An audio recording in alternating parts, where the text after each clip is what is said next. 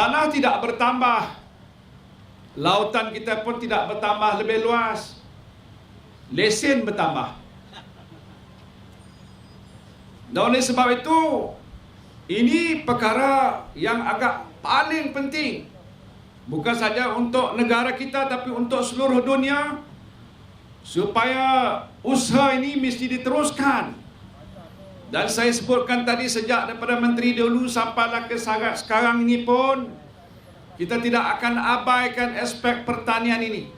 Biarlah negara Malaysia kita menjadi negara maju, industri tumbuh macam cendawan, kilang-kilang dibawa masuk oleh pelabur, sediakan pekerjaan. Tetapi soal makanan ini tak boleh kita abai, tak boleh kita tinggalkan. Dia akan tetap menjadi satu asas perjuangan utama Kerajaan Barisan Nasional. Maka sebab itu, apa yang telah pun kita usahakan akan kita lipat gandakan. Mana yang kurang kita tambah. Kalau jeti di Sungai Limau tu tak elok, kita baiki, belanja 500,000 kita luluskan. Kalau nelayan kata tak ada tempat untuk membuat berniaga jadi pasar, menteri tadi dah beritahu saya, dia kata Tan Sri boleh luluskan. Tak tahulah berapa belanjanya, 100 ke 150,000 ke, begitulah. Kemudian katanya tak cukup tikun tiruan, belum habis pun nafas ucapan, bukan nafas mati, ucapan daripada Pak Haji Saidin tadi dimaklumkan oleh pimpinan negeri, mengatakan dah ada peruntukan 25 juta akan dibelanjakan untuk menjadikan lebih banyak tukun tiruan, bukan tikus tiruan. Kerana kita tahu semakin hari semakin meningkat usaha nelayan, tapi hasil tangkapan itu kalau dilihat mungkin tidak bertambah secara purata untuk individu nelayan, walaupun tangkapan secara keseluruhannya meningkat. Kerana kita nak menambahkan hasil kita keluar ke laut lebih kerap, kita gunakan pukat-pukat yang lebih baik, kita ada bot kita yang lebih laju, pergi ke laut-laut yang lebih jauh sedikit daripada biasa untuk mencari tempat di mana ada ikan hidup di situ. Tetapi lama-kelamaan, bukan saja di Malaysia, di tempat lain pun hasil tangkapan ikan agak pun berkurangan. Ada setengah tempat dikatakan overfishing, sepatutnya tak boleh tangkap ikan, orang datang juga tangkap ikan. Kenapa? Itulah nafkah mereka, jadi tak boleh nak dielakkan. Di setengah-setengah negara ditetapkan ada musim-musim tertentu tak boleh tangkap ikan. Saya tahu di utara sana, di negara Eropah, kerana jenis ikan tertentu dah kurang, maka dia kata setiap tahun ada bulan-bulan tertentu tak boleh tangkap ikan. Dan lepas itu dia akan buka supaya semua orang boleh menangkap ikan. Tapi kalau kat Malaysia buat macam itu, saya lah orang pertama kena komplain. Mana boleh, Tan Sri, saya nak pergi tangkap ke laut, saya pergilah, jangan tahan saya.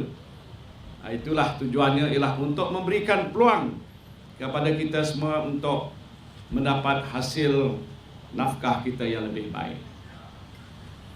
Jadi oleh sebab itu, bagaimana yang telah pun disebutkan oleh wakil saudara tadi yang telah pun membangkitkan, sebahagian telah pun saya jelaskan, termasuklah aspek untuk menentukan jangan ada pencerobohan di kawasan-kawasan yang telah pun ditetapkan untuk kategori lesen-lesen yang dikeluarkan. Tuan-tuan lebih tahu, tadi Timbalan Ketua Pengarah APMM memaklumkan memang usaha untuk menguatkuasakan peraturan-peraturan kawalan tempat-tempat yang boleh ditangkap ikan ni dilakukan. Dan saya diberitahu di Kuala Kedah saja 23 kes penguatkuasaan telah pun dijalankan, mereka yang terlibat telah pun ditahan oleh APMM. Di Kuala Perlis ada 29 kes. Maknanya kes ni ataupun penguatkuasaan ni akan terus dijalankan supaya jangan ada pihak yang tidak berhak menceroboh masuk ke kawasan-kawasan yang tidak dibenarkan. Masalahnya yang menceroboh bukan orang lain, nelayan tempatan juga. Datuk Fuzi beritahu yang menceroboh tasi bukan orang luar. Adalah satu dua Siam ke ataupun Vietnam datang, yang saya tahu cerita lama dulu. Tetapi yang banyak menceroboh kawasan yang tak boleh dicerobohi itulah nelayan-nelayan tempatan. Hak sama dia berlesen ke tak berlesen, wallahu a'lam. Jadi pengurusi nelayan pun mengangguk tadi, betul lah saya cakap tu. Tapi apapun, ini telah pun ditetapkan oleh pihak Kementerian dan Kerajaan supaya mereka-mereka yang memiliki lesen hanya menangkap di kawasan-kawasan ditentukan tadi. Tadi ada suara supaya mereka yang ada lisensi untuk berikan kawasan yang lebih jauh, 12 nautical mile ke laut dalam sana. Dah dimaklumkan oleh Timbalan Ketua Pengarah tadi, mengatakan ini sedang pun dikaji. Tentulah perlu ada perbincangan kerana ada pihak yang mungkin tak puas hati. Dia dah lama dah kata menangkap ikan di sekitar 5 km nautical mile. Sekarang ni nak disuruh pergi ke jauh lagi. Takut-takut nanti mereka juga akan komplain. Tapi apapun, ini penting untuk dikaji. Semua pihak akan dipanggil untuk bincang dengan LKM, dengan Jabatan Perikanan dan Kementerian supaya mencari jalan bagaimana carangan yang disebutkan tadi boleh dapat dilaksanakan. Datuk Ismail selaku Menteri Pertanian telah membuat satu kenyataan yang bagi saya amat menarik, iaitu supaya peranan orang tengah ni kalau boleh kita hapuskan. Tetapi selama mana yang kita tahu memang peranan orang tengah ni ada, sebab kita gunakan mereka untuk bantu kita. Nak dapat pukat, duit tak ada, dia dulukan. Nak kahwin anak, duit tak ada, dia dulukan. Dia sediakan pelbagai-bagai kemudahan.